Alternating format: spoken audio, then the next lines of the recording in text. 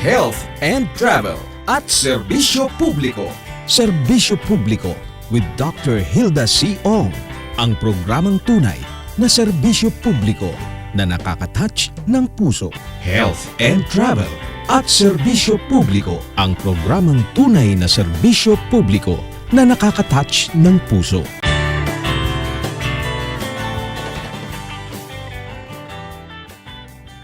Isang muling maganda at mabiyayang araw sa lahat ng ating mga kaibigan at mga tagapagtangkilik na walang sawang tayo sinasamasahan sa natatanging public service program sa bansa. Ito ang Health and Travel at Serbisyo Publiko.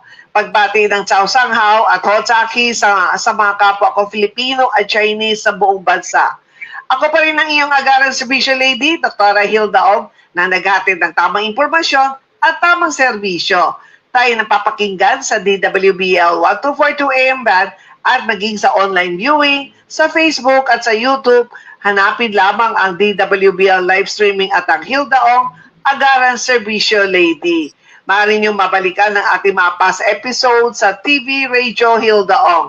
Ngayon ay November 10, 2023, araw ng Biyernes. 45 days na lamang at Pasko na naman. Isa sa mga mahalagang probisyon na kapaloob sa Republic Act No. 10361 o ang Batas Kasambahay ay ang kasiguruduhan ng mga kasambahay o kasama sa bahay sa mga benepisyo mula sa PhilHealth. Sa datos ng DOLE o Department of Labor and Employment, mayroon 1.4 billion na kasambahay sa buong bansa kung saan ay nasa 35,000 o katubas ng 2.5% ang mayroong kontrata at 72% sa kanila ay nasa leave-out arrangement. Sa panahon ngayon, karaniwan na sa mag-asawang nagtatrabaho ang kumuha ng kasambahay upang may makatuwang sa kanilang mga tahanan at makasama sa pag-aalaga sa kanilang mga anak. Hindi biro ang trabaho ng isang kasambahay. Binibigay nila ang oras, panahon at pagmamahal sa kanilang pinagsisilbihan. Bilang pagbabalik ng utang na loob, kinakailangan din natin silang pag-ingatan. Ngayon umaga, pag-usapan natin ang mga proteksyon at benepisyo ng ating kasambahay na ibinibigay ng PhilHealth para tayo ay mapaliwanagan sa mga bagay tungkol sa ating PhilHealth. Kasama natin ngayon umaga ang PhilHealth Senior Manager ng Social Health Insurance Academy, si Ma'am Arsenia Torres. Magandang umaga, Ma'am Arcy. Ako, Madam. Hello. Yes, Ma'am. Mahina ata. Sorry. Yeah, good morning po. Good morning sa lahat na nakikinig sa iyong programa, Doc Hilda. It's nice to be back sa iyong program. At maraming salamat po, Mama, kasi kagabi biglaan to. Kasi kaya kita talaga kinukulit. Kasi marami po tayong mga household employer. Hindi nila talaga alam kung kailan dapat nila iparehistro. At ang isa sa pinaka maraming problema, akala nila, ayaw ng kasambahay nila magbigay ng birth certificate, ayaw magbigay ng information. Sabi nila sa akin, di ko na yung kasalanan. Pagdating sa PhilHealth, hindi daw pwede pag walang birth certificate, walang government ID. So, paano gagawin ko? Wala akong gagawin. Sabi ko, hindi pwede. Hindi pwede wala kang gagawin. So, sabi ko, para maintindihan ninyo, kaya tayo ngayon ay, buti lang, pinagbigyan ako ni Ma'am kasi Ma'am RC, aside from itong interview ko sa iyo, Tagalog version, after here, gagawa pa ako ng Chinese version para mas maintindihan pa nila. Kasi marami din tayo mga Filipino-Chinese na may mga kasambahay. So, unang tanong, Ma'am RC, sino ba talaga ang magpapalista sa PhilHealth ng kanilang kasambahay? Ang mismong kasambahay o ang amo?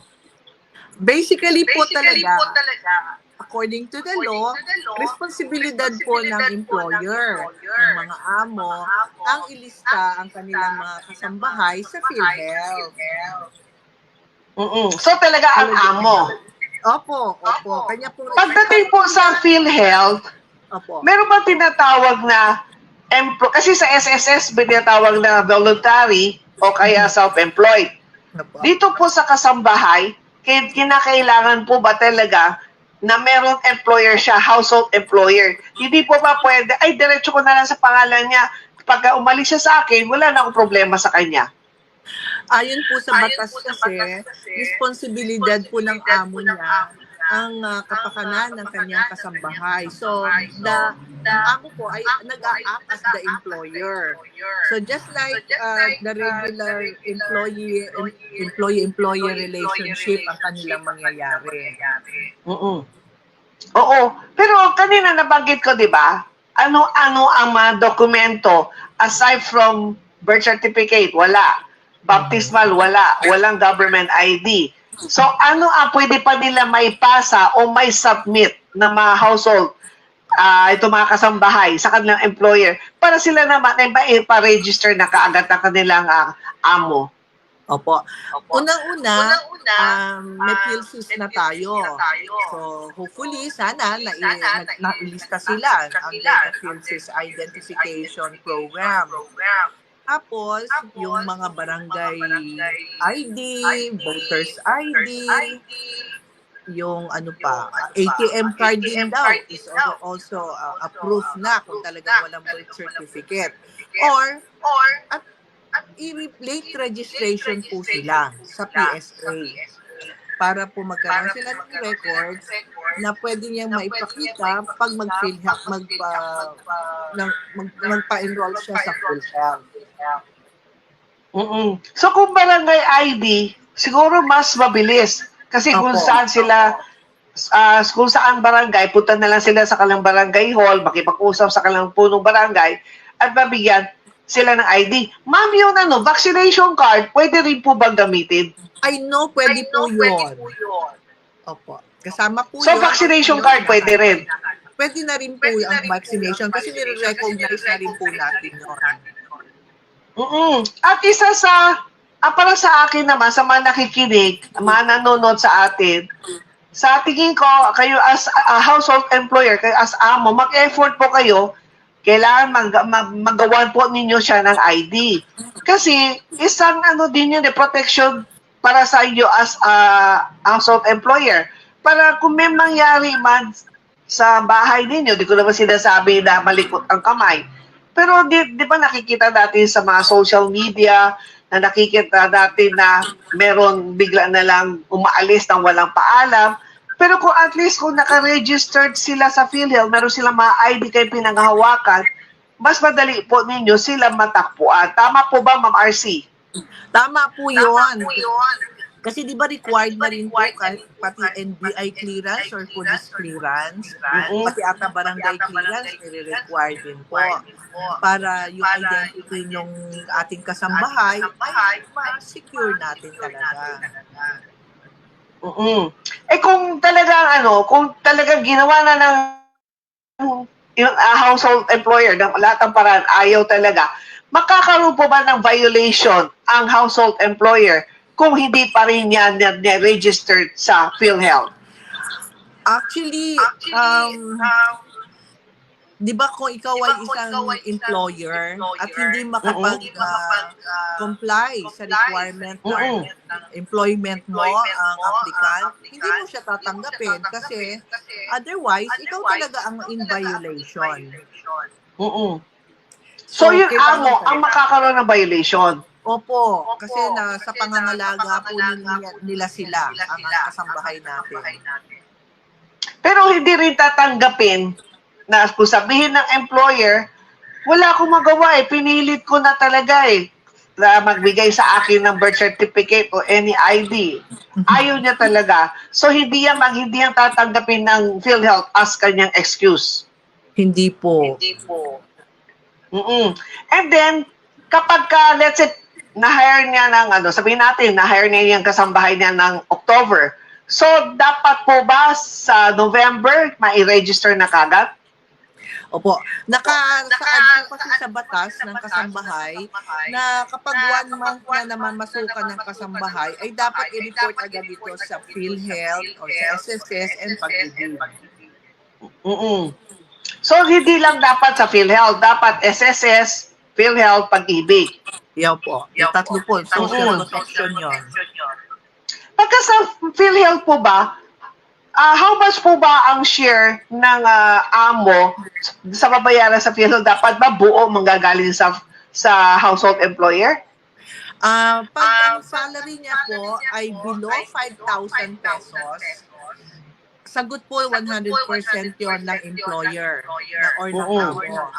Pero pag dumating na po sa 5,000 and above, babayaran na po yung share niya ng employer, 50-50 na sila ng kasambahay. Sa tingin ko, wala na yata 5,000 and below. Malamang po. Tsaka sa tingin ko rin, hindi rin papayag ang kasambahay na kakaltasan mo kasi ang hirap maghanap ng kasambahay sa panahon ngayon. Opo, yun po yung isa. Pero alam ko may mga regional wage board po ata ngayon na pinapa-implement. Kaya yung may mga ibang lugar na ang salary level doon ay mababa pa rin. At ito naman, sino-sino pwede i-registered bilang kasambahay? Okay. Ang mga kasambahay or domestic workers ay kinabibilangan po ng ating mga tagalaba, tagaluto, yung naglilinis, yung ating mga yaya, pati na rin po yung iba pang maaaring iutos ng household employer, yung all around. So, kaya ang household employer naman ang kumukuha ng serbisyo o kung sino man ang kumukuha ng serbisyo para sa as domestic helpers or domestic workers. Pagka ma'am, kapag isang sabihin natin sa isang building, ito ay family, kumbaga magkakapatid po nakatira. So, bawat floor, siguro kung 4 sila makakapatid, bawat floor isang sila. Ngayon, nag-hire pa sila, meron pa silang housekeeper o houseboy. So, pwede yan kasi siya yung tagalinis sa lahat ng floor. Opo. Wala naman po limitasyon sa number ng kasambahay ang isang pamilya. Kasi minsan lalo ngayon ata parang specifics ang trabaho. Parang wala naman pumapayag ng all around. Yes. Lalo na ngayon, talagang hiwalay May tagaluto, meron tagalaba, may taga-plancha.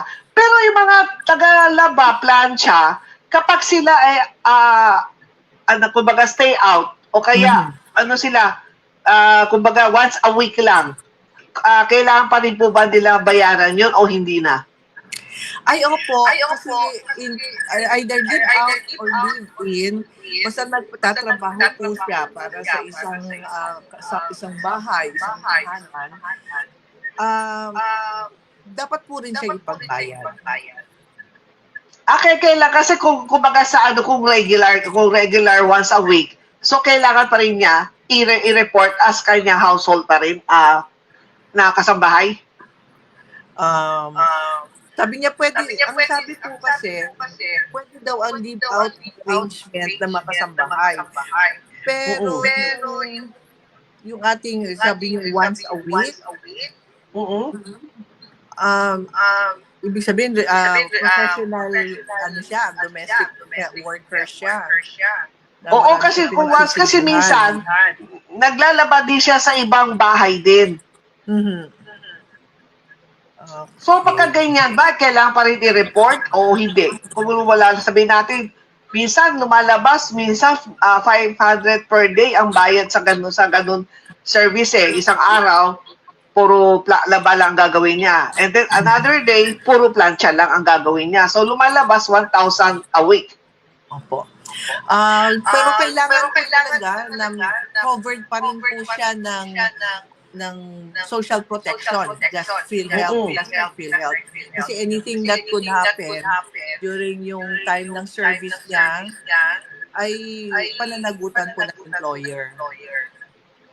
At ma'am, isa sa napansin ko kanina sa nabanggit mo, kung sino-sino makakasama sa kasambahay, bakit ang family driver hindi kasama? Kasi yung family driver ang naghahatid sundo sa mga bata sa school. Opo. Sa batas na mismo po ng kasambahay, talagang ginawa pong distinction po na ang ating mga family drivers ay hindi siya tinuturing na kasambahay. At talaga hindi siya kasama sa maging kasambahay. Pero kung Opo. ang family driver, kasi hindi naman buong araw nagatid sundo. Pero kung ang kasambahay din, siya rin ang tagalinis din. So, dapat, pwede na ba siya ipasok as tagalinis nila, houseboy nila? Magdodoble siya. Hindi, meron talaga ganyan, ma'am. Kasi hindi naman, hindi lagi siya lumalabas. Siguro dapat nakasaad po yan sa agreement nila. Kasi Oo. protection na rin po yun ng driver. Para Oo. kung ano yung mga task niya, para Oo. i-evaluate yung performance niya ng employer, alam niya hanggang saan mga limitasyon niya. Oo. Like, kunwari, pagka kunwari, nagda-drive siya, tapos di natin masabi na nakaroon ng aksidente dahil siya yung nagmamaneho. So dito, magkikita ng PhilHealth kung saan napasok sa ospital, ang cost ng kanyang sickness, cost ng kanyang pagpasok sa ospital dahil na aksidente sa magmaneho. So yan ang makakaroon ng problema. Opo. Kasi talagang mas mataas po ang salary rate ng driver kaysa sa kasambahay. Ang mga caregiver, o lalo na mga yaya ng bata, kasama timbo ba sila? Maari daw mag-falls as service providers ang caregiver. Kaya hindi sila pwedeng maituring na kasambahay. Opo. So, hindi po siya pwede maging kasambahay. Kasi service Pero ang yaya, provider po siya. pero tagapag-alaga ng baby. Ayan, opo. Kasi yung nanny or yaya na consider po siya as among the definition ng kasambahay po. So, kanina nabanggit mo, Ma'am RC, so walang limitation sa isang household employer kung ilan ang kanyang kasambahay sa loob ng bahay nila. Wala po. So wala, lalo na po sa mga may malalaking compound, yung nabanggit ko kanina, building. So for sure, marami talaga kasambahay yan. So walang limitation. Opo. Yung ganun po. So ngayon, ang tanong naman nila, ano naman ang benepisyo na maaaring ma-avail ng kanilang kasambahay? Okay. Being a PhilHealth member po kasi, allowed po sila na maka-access sa lahat ng services or lahat ng benefit packages na available sa lahat ng miyembro ng PhilHealth. Magmula po sa inpatient, outpatient, yung ating mga SDG benefit packages, yung ating Z benefit packages, pati po ang konsulta. So, yan po ay range ng ating mga benefit packages po para sa lahat ng miyembro. At ang kasambahay din po ba? Pwede din ba nila sabihin ng amo na magpakonsulta din sila? Opo. Kaya dapat may rehistro din po sila sa consulta provider.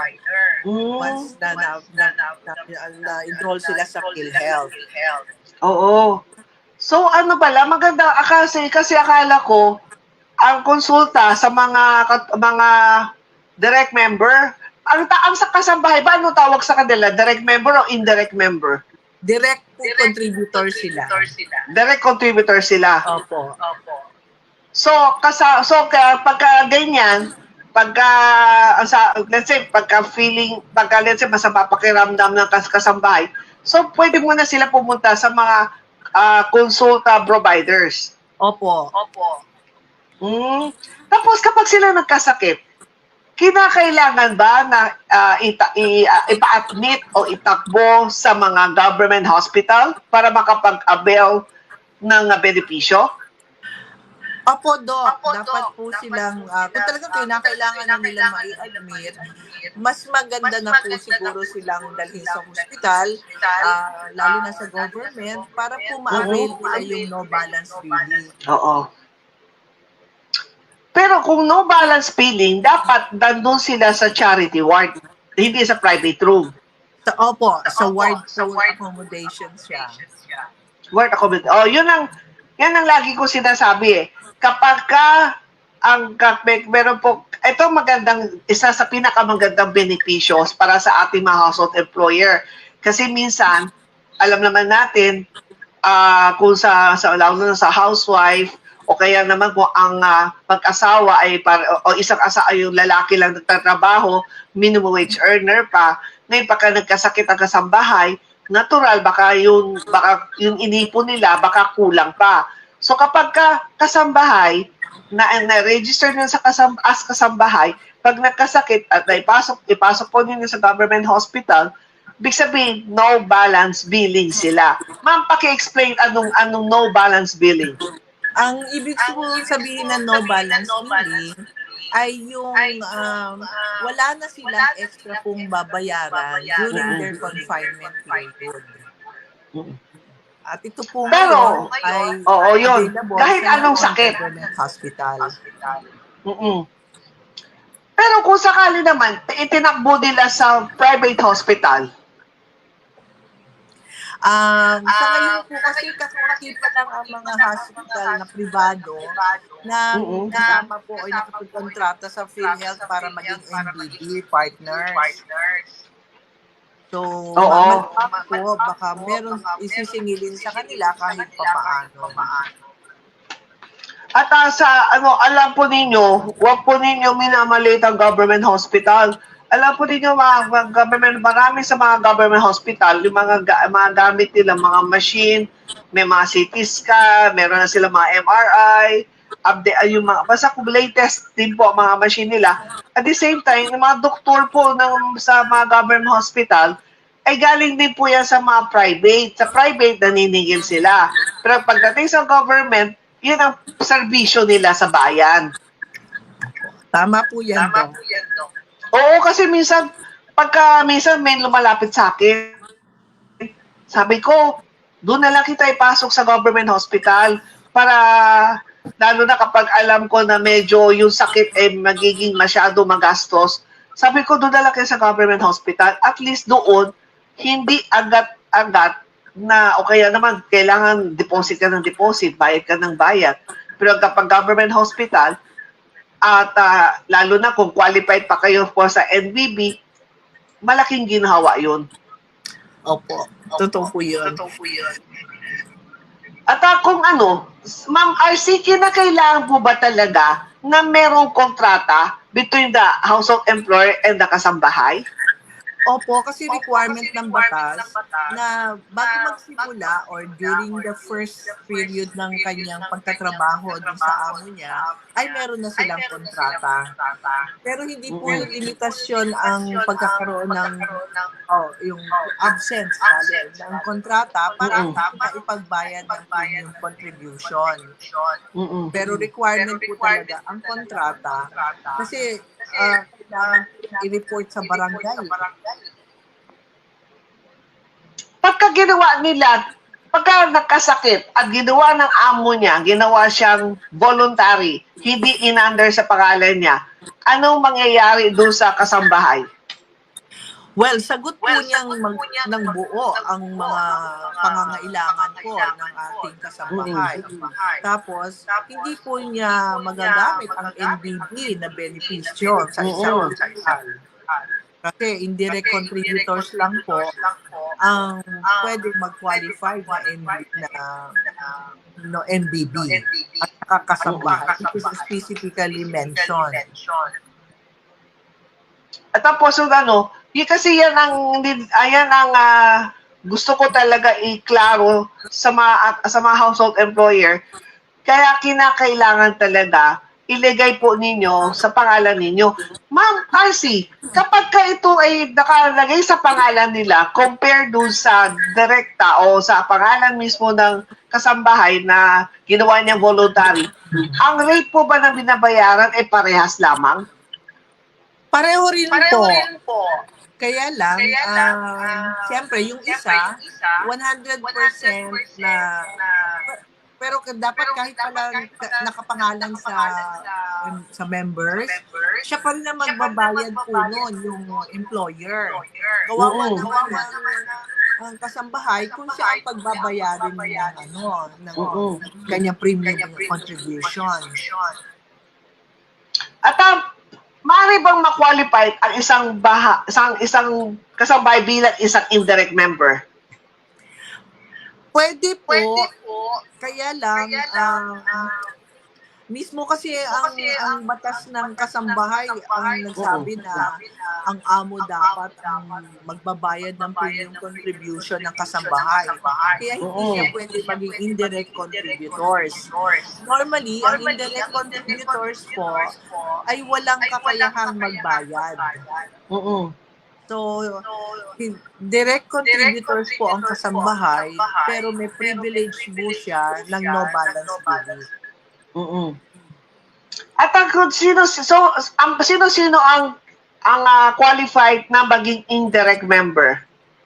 Ang mga indirect members po ay ang ating 4Ps, yung mga indirect members po natin na nasa NHPS, tapos yung ating mga senior citizens, yung mga 21 years old na walang kakayahang mag-income, indigency certification po siya.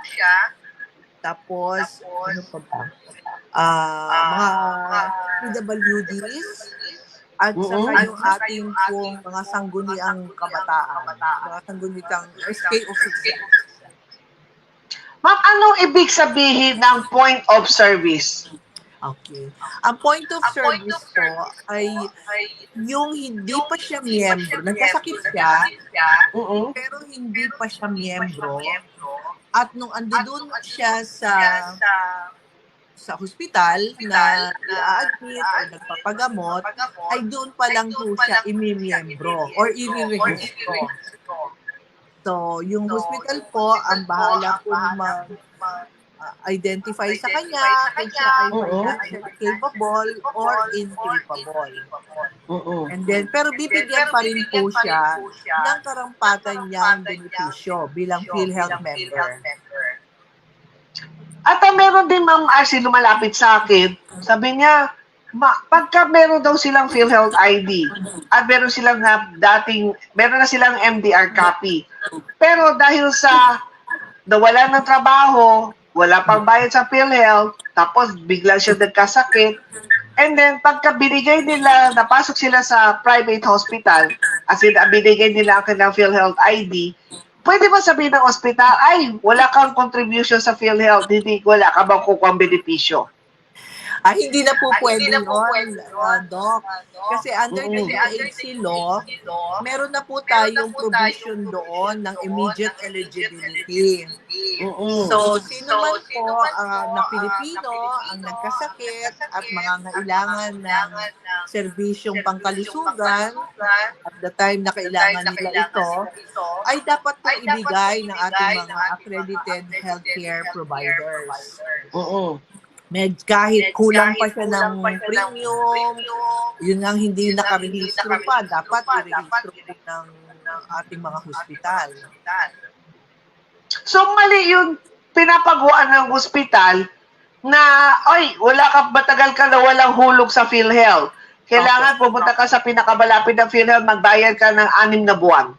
Opo, hindi na po ganun. Kasi yung mga hospital po, natatakot po sila dati na hindi namin babayaran ng claims nila na reimburse dahil hindi pa po active member, kumbaga. Kasi namin na active member ng health ay nagbayad. Pero dahil nga nakalimutan na po yung provision na yon under the UAT law, ngayon po ay hiwalay na ang aming pag-handle ng premium contribution, which is their responsibility ng member, at yung benefit provision or service provision, which is the responsibility of the hospital naman. Pero kung ang pasyente, talagang kumbaga ang sakit niya ay pabalik-balik na, kumbaga sabihin natin, baka kung sakali may cancer, pero hindi. Pero cancer, pwede na siya sa PWD. Opo. Pero I mean, Mga ibang benefit klaseng packages sakit tayo. na nakalabas na siya sa hospital and then in and out, pero hindi pa rin siya nagre-rehistro sa PhilHealth. Hindi pa rin siya nagbabayad sa PhilHealth. Pagka pumasok sila sa hospital, makakapag-avail pa rin. Well, opo. Kaya lang, responsibilidad na po ng PhilHealth ang habulin siya. Being member. So, pagka ganyan, malalaman na ng PhilHealth at pwede na siyang tawagan ng PhilHealth, kailangan mo na mag-contribute. Kasi kumbaga ito ay nagiging regular na siya ang pagpasok po sa ospital, lalo na po sa mga nagpapa-hemodialysis. Opo. Ang hemodialysis kasi ngayon, wala na po siyang dapat na lapses or parang hindi na siya. Kasi 3 times a week na po ngayon ang ating benepisyo. So, hindi na po siya dahilan na mag-miss out siya. Oo. Kasi kung sa PhilHealth, pag sa hemodialysis, sa loob ng 1 taon, magkano lang babayaran niya? Every session po yan, 2,600 po ang bayad ng PhilHealth sa provider. Ngayon po, 3 times a week na ang session na coverage nila under PhilHealth, which is equivalent to 156 days. Oo. Pero ang binayaran niya, 400 pa rin ba ngayon? Baka meron po silang ibang pinard sa kanya na yung mga ibang, kasi sa 2,600 po, may mga basic yan na inclusion. So kung meron silang additional na, yung ipowinig, Yes. na injection, parang hindi pa ho siya kasama ngayon. Dialysis po ata. Oo, pero sa ngayon, ang napansin ko, Ma'am RC, dahil this year lang naman talaga naging 156, so mas wala na po ang lumalapit sa radio program para lang pangbayad sa hemodialysis, except doon sa epoetin sa dialyzer. Pero naging malaki ang tulong ng PhilHealth talaga, yung yung from 90 to 156. So yung ating mga kababayan na may sakit na kailangan magpa-dialysis, na hindi na nila kailangan mag-skip o magtipid, di ba? Dati, thrice a week, ginagawa nilang twice a week. Sabi ko, delikado sa buhay nila yun. Totoo po. Napakalaki pong tulong ang naibigay sa kanila para ma-continue po yung kanilang quality of life. So yun po isa sa mga inassure ng PhilHealth dahil condition na po ang pagdadialysis. At isa pang may dadagdag, yun sa mga pasyente natin na may katarata. So, ang isang doktor daw ay kumbaga, from 50 per month, nadagdagan na? Opo, meron pong bagong lumabas na circular sa amin na tinaasan na po yung quota per month from 50 to ko pa nabasa. Pero alam ko na dagdagan na po yung number ng pwedeng i-treat ng ating mga ophthalmologists.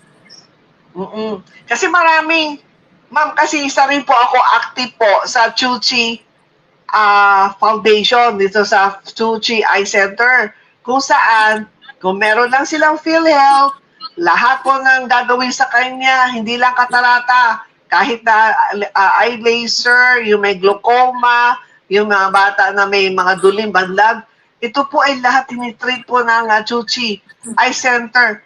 PhilHealth lang. Ngayon, meron pa si libreng eye drops. Tapos yung mga screening, may maraming mga ginagawa sa kanila eh. Libre po lahat yan, ma'am. Napakaganda ng programa niyo, no? Yan po. Kaya ang tulong ko sa Chuchi, ma'am, ang bilis. Last November, nandun lang po ako sa office din ba din yun, doon sa NCR? Sa NCR. Tapos, ang pakiusap lang, baka pwede mo pakiusapan ng PhilHealth, yung LTO nila, na mapa-advance. Kasi libre binibigay nila sa mga pasyente kapag wala silang license to operate renewal, hindi daw sila makakapag serbisyo unless talagang as in emergency pero sa tingin ko sa mata wala namang emergency. So this year, kasi last year po ako pumunta sa inyo doon sa NCR office. And then pagpasok ng January, nag-message kagad sa akin ng Chuchi, "Ma'am, thank you so much. Bakit? Na-renew agad ang aming lisensya. Pwede po kami sige-sige at tumanggap ng pasyente." Kasi po ang Chuchi po, ma'am, ang design po ng kanilang operating room, facility, talagang high-end po para sa mahihirap. Opo. Kaya talaga ini-screen nila kung talagang mahirap. Opo.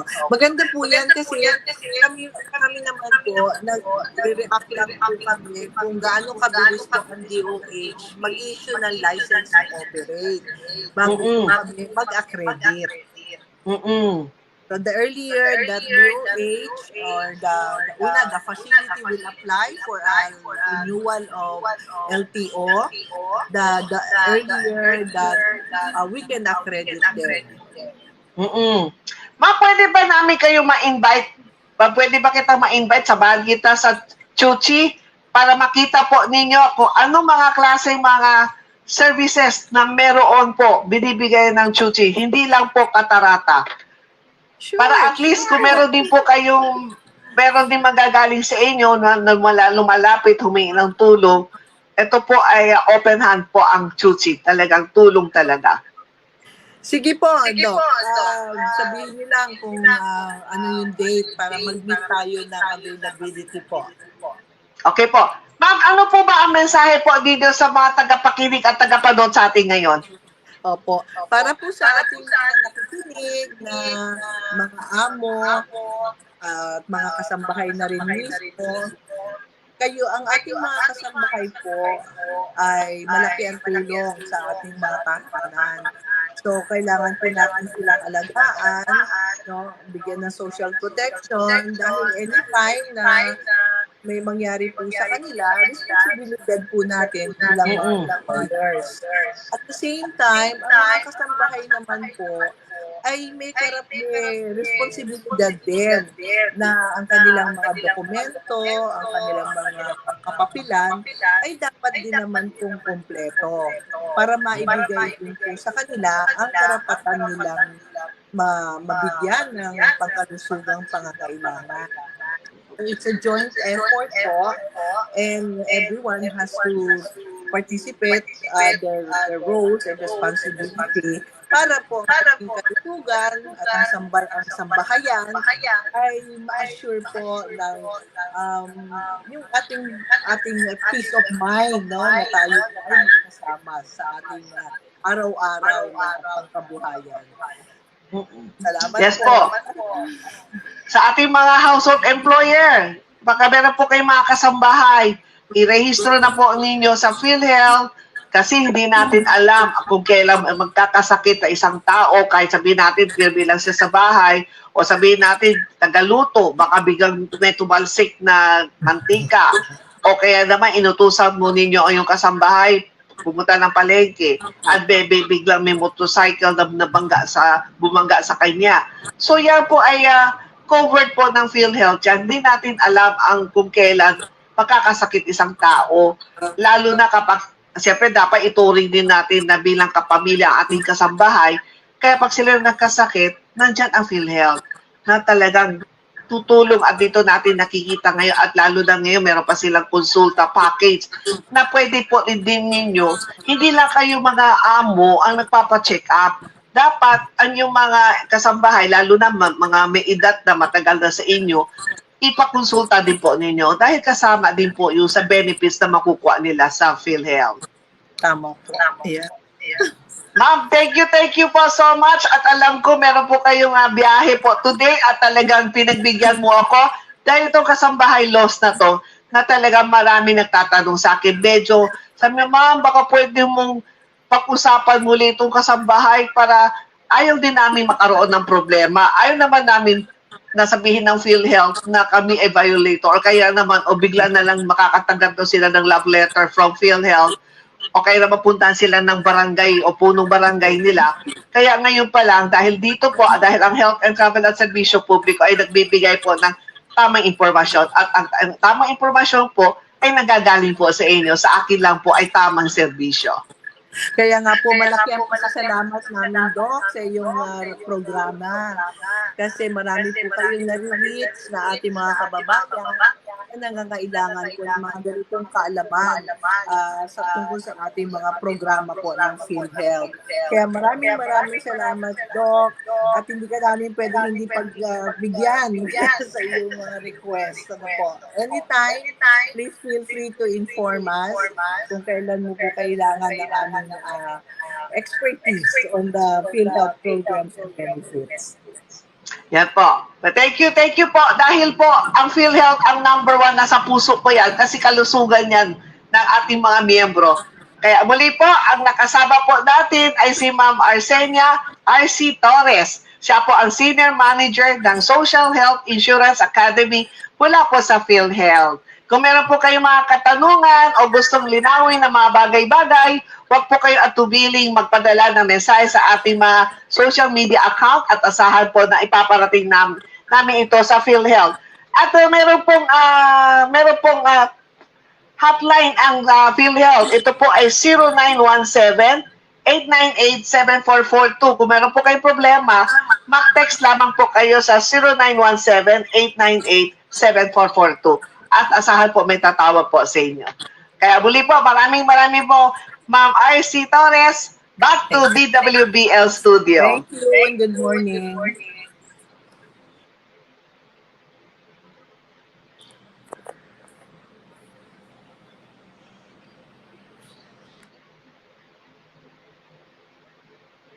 Health and Travel at Serbisyo Publiko.